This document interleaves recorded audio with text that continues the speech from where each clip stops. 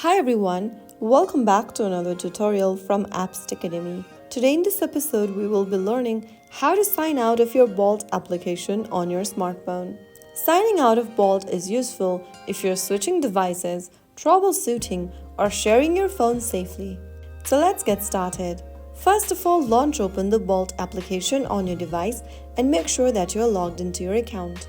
Once you're logged in, from your main home page of Bolt, go ahead and tap on the account button at the bottom right corner. From your account page, scroll all the way down until you see the Logout button. If you're sure you'd like to log out of your account, click Logout. Click on Yes in the pop-up to ensure once again, and you'll be redirected to the login section. And that's how you easily sign out of your Bolt application on your smartphone.